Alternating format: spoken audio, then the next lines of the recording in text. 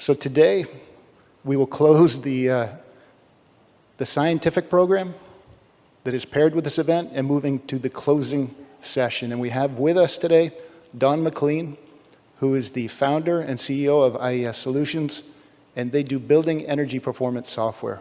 So Don, I think we have you online, and I think we have a set of slides that we'll see. And immediately after Don speaks, we'll show a few slides to close the event, and then we'll have the networking lunch. Thank you.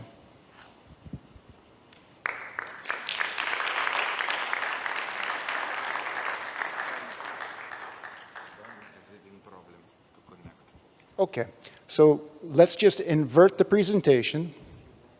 I can speak first, and then we'll have Don afterwards. That way we don't hold everybody up.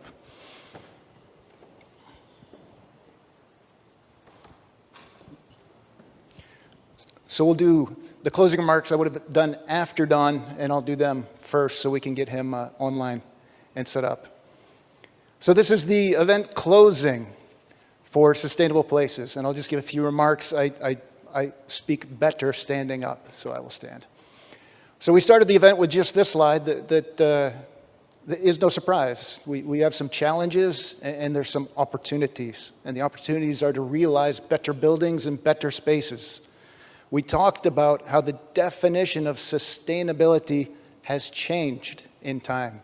It was more oriented towards energy efficiency 5 or 10 years ago, and it's progressed to include resources, carbon, net zero, smart, digital, well-being, and this is reflected also in our protocols. So our event and our sector of work continues to evolve, and we embrace that.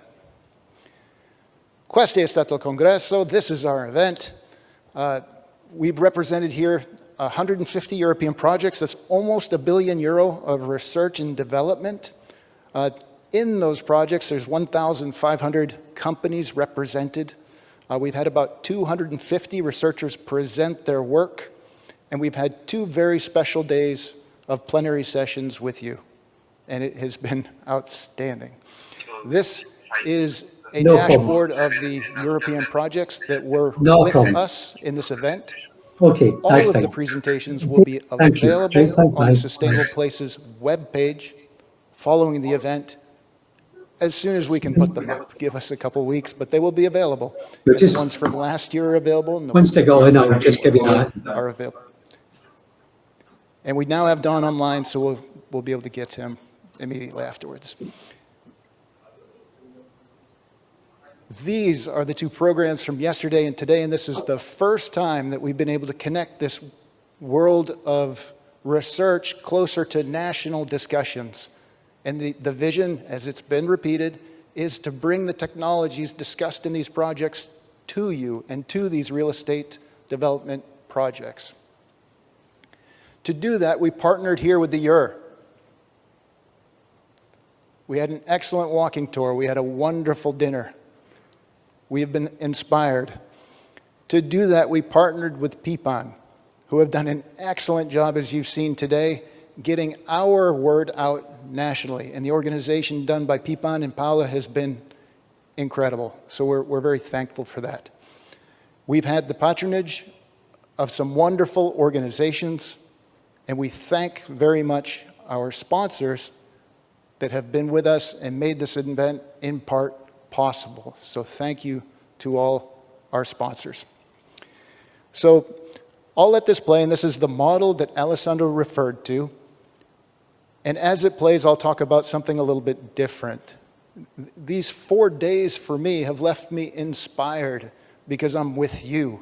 I'm exchanging ideas. The muscle to interact, to be social, to exchange ideas is a little bit lost in smart working.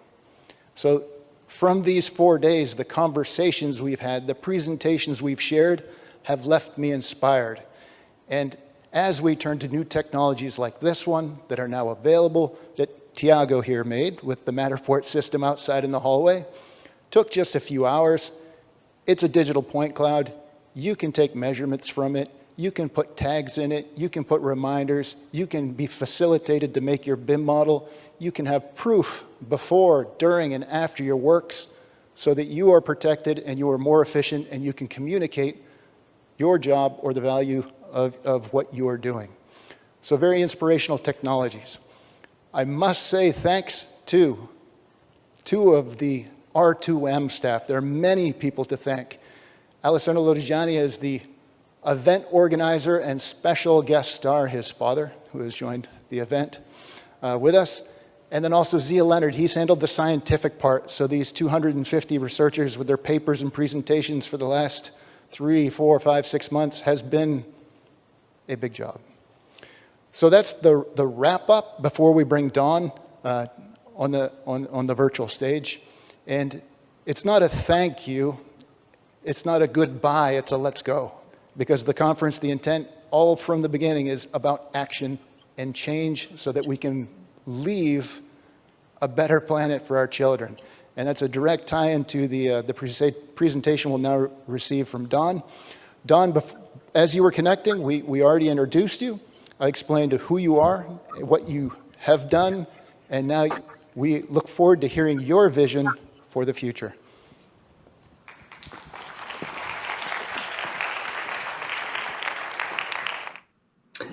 Thanks very much, Tom.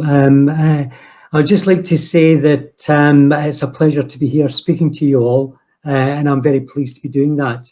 And I think just picking up, I was talking to my team that have been participating over the last few days. That there's been a lot of discussion, obviously, about technology and what they're enjoying, particularly is the collaboration that's been going on between you all. They feel that my team felt it was great being with people with kindred minds and they're all working on the same difficult problems and trying to resolve these. And they felt that particularly the Commission's active participation, not just as speakers, but also in the working sessions, was particularly positive from that perspective. So that was good for them. But one of the things I kind of described to people is the importance of what the Commission does to some extent, because they've sat down and discussed what they think are the most important areas that they need to look at in terms of decarbonisation and climate change and so on and so forth. And what's actually quite good is they're actually doing a lot of our market potential research for us from that side of things. We get that for free because they're telling us what they think is important. So I wish to thank them for that. So what they're actually doing is they're posing state-of-the-art questions. And if you think about it, what everyone there has managed to do is through a competitive tendering system, your ideas were better than everybody else's. And that they matched what the Commission believed was important. So therefore, it gives more authenticity to what you've done and the outcome of the piece of work that you're doing as far as that's concerned. We're a little bit fortunate compared to a lot of others because we develop software, then a lot of the ideas and a lot of the work that we do, it actually gets enshrouded with inside our software, which then gives the work and the funding that the Commission have given gives it an extra longevity, because that's actually used in day-to-day from that perspective with people using our technology. But what I'd kind of like to do is I'd like to return to kind of collaboration and technology from that side of things. And I appreciate, I missed what Tom said about me. I'd probably be more complicated than I would make. But I just want to kind of give you a little bit more of a story of my background, and that kind of explains some of the things that I've done and why I've done it. And I think I want to do this as part of collaboration and technology. I want to use this opportunity to talk about our technology, talk about why we're kind of doing things. So that to some extent, this is about collaboration. I want to collaborate. I want to explain some of the things that we do and why our technology is doing things in a certain way. And if you go away with some ideas from this, then that's great. If you just kind of find it model interesting, that's okay as well. But the idea is I'd like to share with you from that perspective, and to some extent, to kind of how I've got here today, I need to kind of go back a little bit, and I'll do this kind of pretty quickly. So there was in the early 70s, there was a power strike in the UK, and we had what was called a 3-day working week. So there's only 3 days in the week you got electricity, and the rest of the time it was a blackout from that side of things, and this was during winter. So it was pretty unpleasant. Now, what happened was that I lived in a 13-storey flat, and I was living at home with my parents at that time. And what my mother made me do was to go to all of our neighbours who couldn't get up and down 13 flights of floors, and I had to go and get their shopping for them. And I didn't like doing that. But you know, what it did make me realise was the importance of energy to us, and how dependent we were on it. So I kind of went through school and went to university, and I did an environmental engineering degree at the University of Strathclyde. At the end of that, I did my PhD, and I went to work for I did the Department of Architecture, which is a group called Abacus. And only the older ones might have ever heard of Abacus. And Abacus had a very strong reputation of leading the world in terms of what it was doing in terms of computers and computer technology for the built environment. And one of the things that was developed there, and some of you will have heard of it, is a product called ESP. So Joe Clark had developed that, and I was kind of the first person to work on ESP after Joe. And a lot of the work I did in my PhD went into ESP. Is probably still there from that side of things. But I kind of realised that you know, what we were doing had to go out into the big wide world.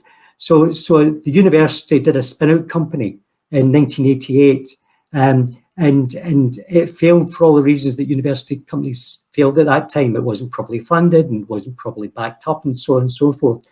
And it got taken over by an American company that ran it to the ground. So in 1993, I kind of said, right, I need to learn from what's happened and try to do it better. So in 93, I started working from my home, my study, and in 1994, I set up IES, and we now are sitting at about 240 people. We probably will be taking on about another 80 people over the next 2 years, and we see that at that point, with what we are doing, that we will grow and expand really quite substantially. And you know, the work that we've done on the R&D has been very, very important. And that kind of started around about 2008, when I was looking at how I could help fund the development I wanted to do, because the VE had our technology, the VE had been in the market, was starting to be successful, but the thing that was missing was what I'm going to talk about today, which we call the ICL, the Intelligent Community Lifecycle, and I wanted to kind of get that developed. So we were investing probably, we still do invest about 25 to 30% of our expenditure in R&D. But I wanted, at that time, we were a lot smaller, so any R&D money was extremely useful to us. So we began to learn how to get some R&D funding, and I think I found the European money and also the UK money has been extremely good at helping accelerate some of the things that we do. So from that side of things, that this kind of comes to where we're at today. And as I say, what I'd quite like to do with this presentation is talk quite kind of openly about what we do. There's some slides in there I use in my slide deck for a sales purpose. But this is not about sales. This is about collaboration. I want to kind of explain, you know, kind of what we're doing, why we're doing it, and as I say, some of this might give you good ideas, and hopefully it will. But you know, what we'll talk about is what we're trying to achieve. So unfortunately, I don't have control of my slides, so I'm going to ask if we could go to the next slide, please. So one of the things that I'll be quite blunt about, you know, 2050, I won't be here, right? So from that side of things, I don't know how it'll end, right? All I can do as much as I can at this moment in time to make sure that we minimise the risk of not having a good ending from that side of things by 2050, and we can decarbonise successfully, and so on and so forth. But I think one of the kind of the key aspects is that climate change is a much more difficult problem. It's a much more serious problem than the pandemic. The pandemic is I call it one-dimensional, right? We just need to have a vaccine and try and reduce the deaths and so on and so forth, and learn to live with the virus. But climate change is multidimensional, and it affects so many things. It affects everything on the planet from that side of things. And you talk about things like loss of biodiversity, wildfires. One of the things I always say is the people that have maybe offset their carbon emissions against trees being planted. If those trees get burnt down, do they add all that carbon that's added back into the atmosphere? Do they take account of that, and do they take responsibility for that? I don't know, right? But there's aspects like that. The storms and flooding, the cost of that's going to have. As you get coastal erosion, are the buildings, the houses that are in those areas, are they going to be able to get insurance if the building falls down, right? There's a whole myriad of complex issues. The Arctic and Antarctic ice melting, right? That I saw something recently on the news that somebody that regularly visits Antarctica was saying that the area that he's in the ice is receding at 40 meters a year. That doesn't sound a lot, but over 20, 30, 40 years, that becomes a lot more. And then that's ignoring all of the kind of the tipping points that Debbie used to talk about. The one that's kind of that I always talk about is the carbon released if the Siberian permafrost it gets lost and it thaws, and all of that kind of methane and carbon emissions will go into the atmosphere and create enormous problems to us from that side. But again, I always point out that the planet's not got a problem. The planet has been hotter. The planet's been colder. The planet will survive, but will humanity? And I think that's what we're fighting at this moment in time. What is going to be the impact on humanity? Will we maybe have to drop down to 1 billion people? So that means that there's going to be about 6-7 billion people will die over the next kind of period in order that we can reach an equilibrium with the planet. These are things that we've got to kind of face. This is the real challenge that we have. How can we do this from that perspective?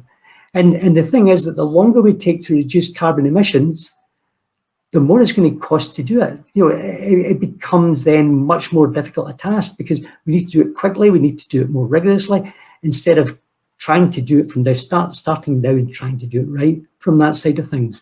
And again, we go back to the whole biodiversity thing. Even if we do stop it, how much damage will be done? How much it will take to recover from it, and what will be the impact on us from that side? And so I think the thing is that this is all really quite complex and quite difficult. And I kind of said down at the bottom of that slide, implementation will fail if we rely on spreadsheets. We need to look at this in a more innovative and creative way. So the next slide, please. Now, putting that up there will probably confuse you, right? So obviously I put it there to mean that. So let me just tell you what the name and the numbers mean, okay? So Mauna Loa is where they actually do the principal recording of carbon emissions. It's in a mountain in Hawaii, in the Big Island, and I've been to it from that side. So let's kind of start looking at it. We all know 450 is the limit that has been set by the IPCC and things like that. I checked with on the Mauna Loa website, and in July, the value for the month of July was an average of 419 ppm. Now that means that we're only 31 ppm away from 450. Now, the next number is 2.5 ppm. In the last 5 or 6 years, the average increase in the ppm has been 2.5 per year. Now, I find this confusing because if you listen to the governments around the world and the different organizations are claiming, oh, we've cut our carbon emissions by 20% since 1990, we've done this reduction, we've done that reduction, we've made this, we've made that, we've made the next thing. All of these people are claiming massive carbon reductions. But over the last 5 years, the ppm has been 2.5. Where are their carbon emissions? They're not coming through in the figures. They're telling us they're doing these kind of things. They're not coming through in the figures. They're not shifting the needle on that 2.5. Now, if that 2.5 remains the same for the foreseeable future, then we're talking about in 13 years, we will hit 450. And that means that by 2035, we will hit potentially 1.5 degrees C. But then there's another 16 years to go before we get to 2050.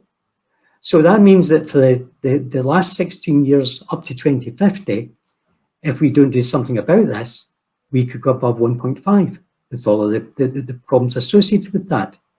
So the difficulty is that we are facing something that is probably worse than we realise at this moment in time.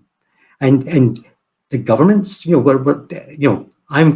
live next to Glasgow, right? So COP26 is there, and all the words are going on about all of that. But we're not seeing the difference. That 2.5 figure in the middle, that's not shifting.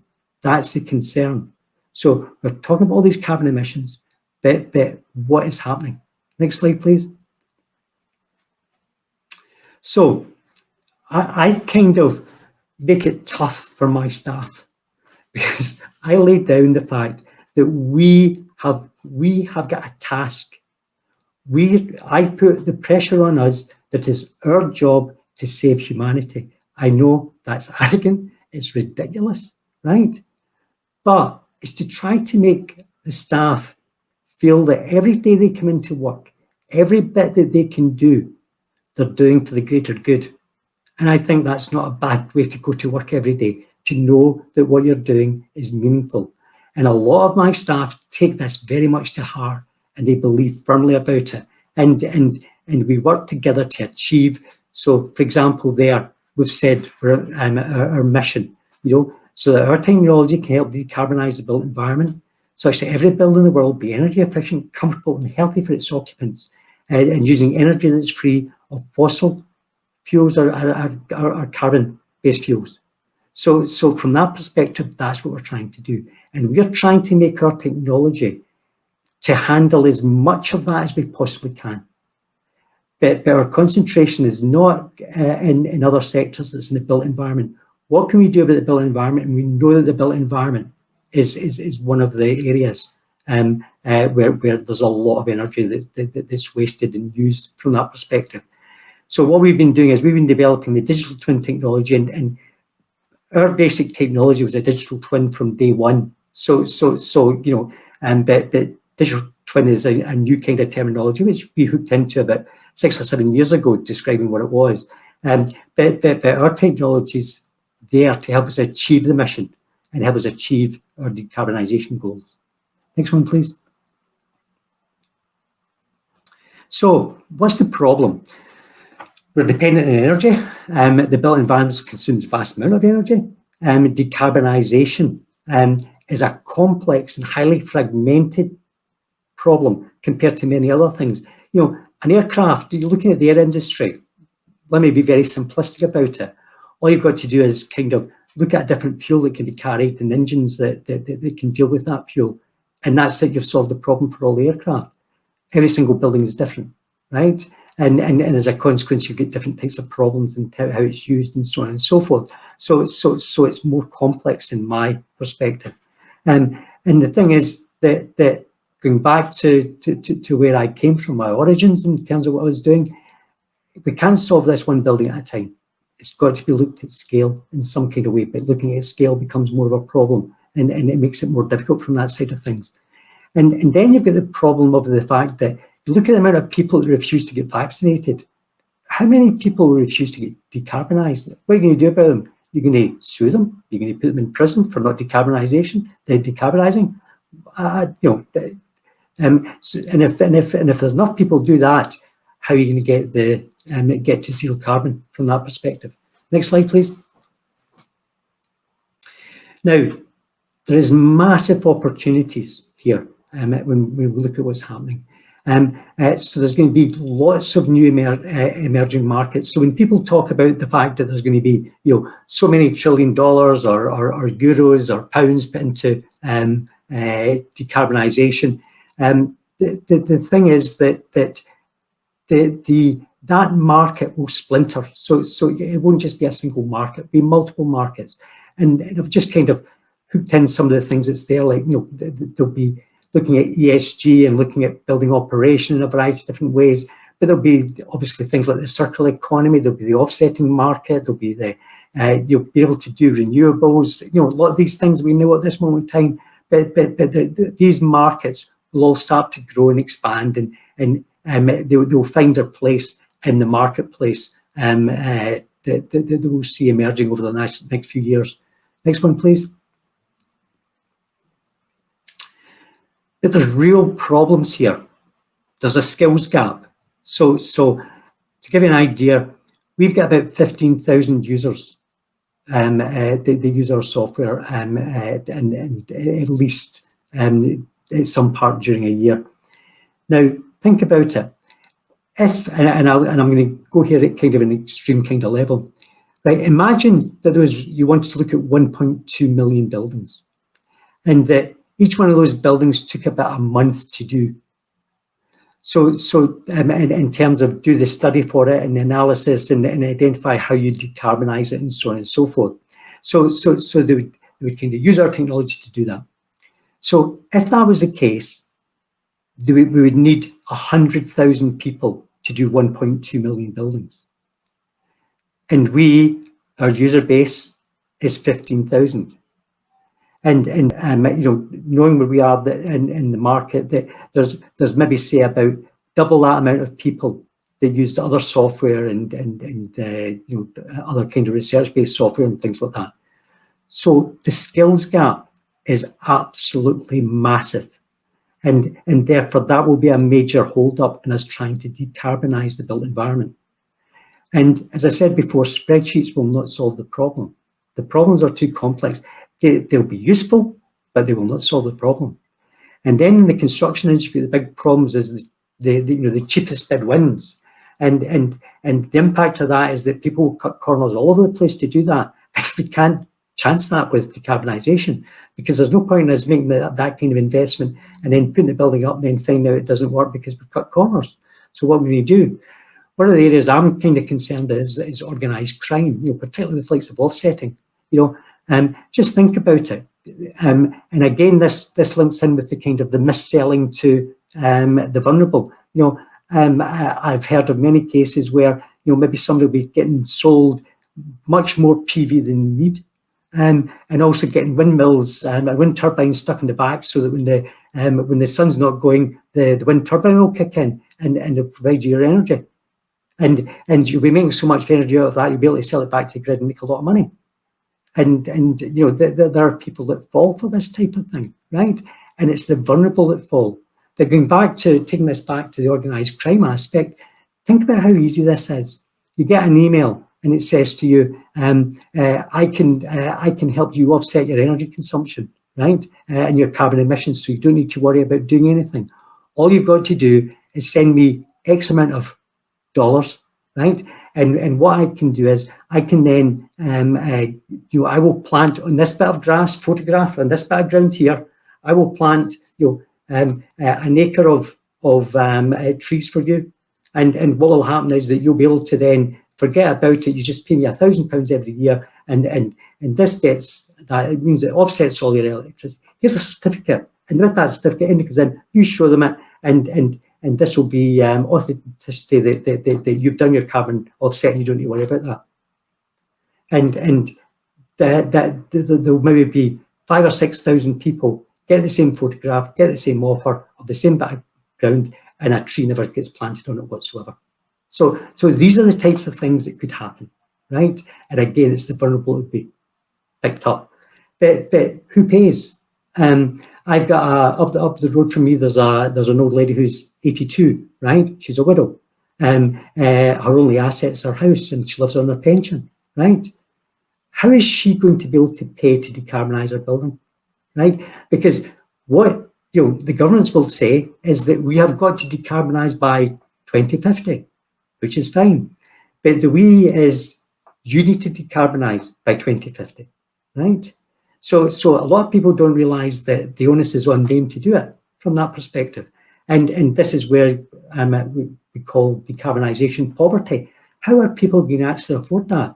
And if they can't afford that, what's going to happen to them? Are they going to get their house taken off them and sold to somebody else that might decarbonise it, right?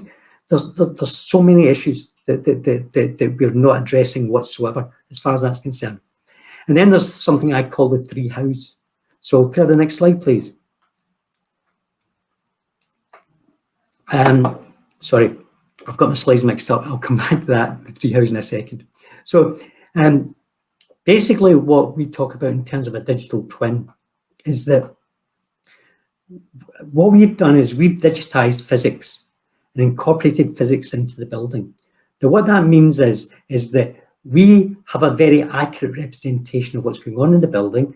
And this is something we've been using for the last 25 years, right? And it's been used in hundreds of thousands of buildings around the world.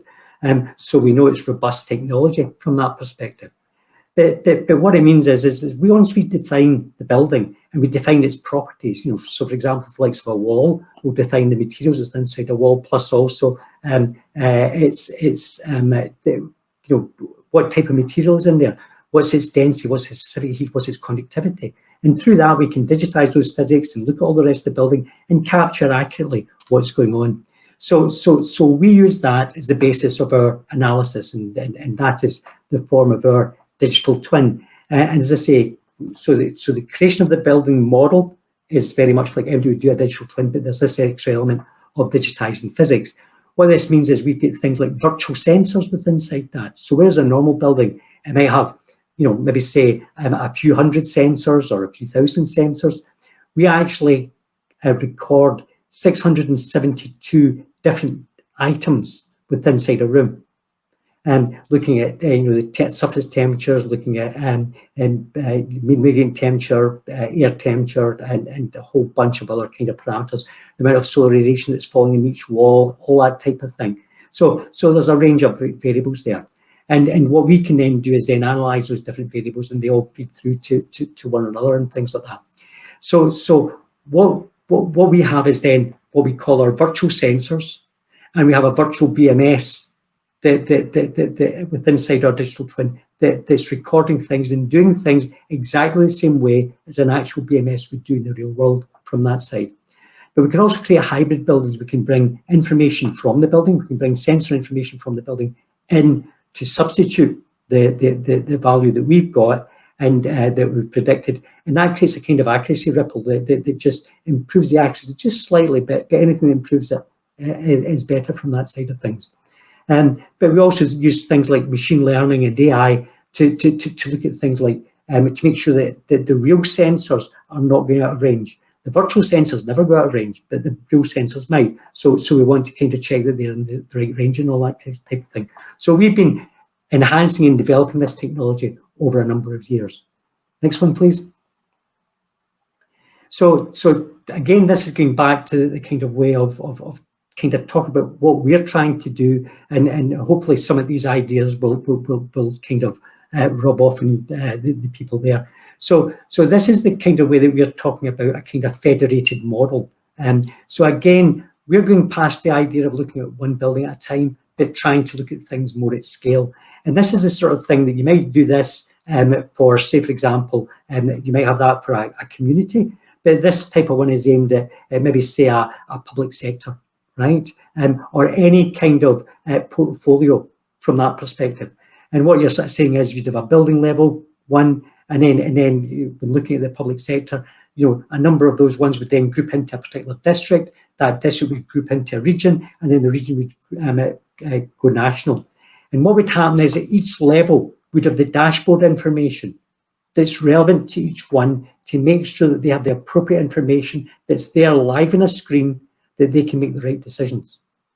And what happens is that you'll see there to the left saying information flows up the way. So people can, the people that are doing it at the building level, that gets aggregated at the district level to what's suitable to them, and so on up the level. And then what you're doing is you're looking at what's coming down the way and be able to see that. So that's kind of one way that we're trying to look at how we do this. Next slide, please. And this is a very complex thing. I won't go into any kind of degree to explain, but this is one of the things we're working on at this moment in time. So we've got this kind of working, we're trying to commercialize it, is where our software would actually simulate in real time along with the BMS system and the building, and actually be telling the BMS system what to do. So it's adding an extra level of detail of onto the BMS system, and also tracking to the BMS system might not be working properly, and identify that. We use kind of machine learning and AI to do that type of exercise. But in that way, we're using the power of the physics to be able to look at everything and make sure that everything's correct. And any misalignments, we can either tell people what to do, or we can send instructions to the machine itself. Next one, please. Yes, and Don, let me accelerate you just a little bit. We're at about 30 minutes. Right. Thanks. Right. So let me go there. Right. So let me skip that. The three house. I'll skip that. So next slide. So this is the kind of the base of the technology. So we believe that what you've got to do is you've got to work at both its scale and individual buildings. And this kind of, if you go to the next slide, this kind of explains it. So what we're talking about is the technology we're known about is the VE, which is down the bottom right-hand corner. And then we're looking at scale, where the ICD allows us to look at master planning, urban design, and so on and so forth. iScan allows us to look at live data and what we can do with it. IVN allows us to look at networks, so networks, portal networks, and so on and so forth. And what you've got there is in processes, a number of tools that augment what we do with the software. Next slide, please. So with this kind of technology, we can handle greenfield and brownfield sites. We can look at how we can improve the reduction of carbon emissions and so on and so forth. How we can prove that we can achieve capital and operating cost reductions, but still maintaining comfort and so on and so forth. So these are all the kind of the things that the physics-driven approach allows us to do. Next slide. So it allows us to work at scale, so we can look at an individual building right up to campuses and cities and so on and so forth through federation. We can analyze across time. We can help implement policy by trying things out in the software before you take it further. You can look at different kind of strategies, and you can de-risk decision making, which is probably one of the key aspects of all of this. Next slide. So the conclusion. We can't expect all companies in all countries to pay fair. A lot of people will cheat in their figures. It's as simple as that, but it's hard to prove that. Spreadsheets and simplistic tools will not solve this problem. It's too complex. But we need collaboration. We need good technology to be able to do all of this.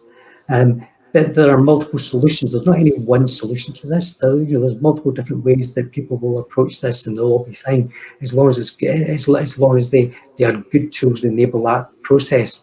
And we need federated digital twins of different types to be able to do that. But the longer we take to act, we'll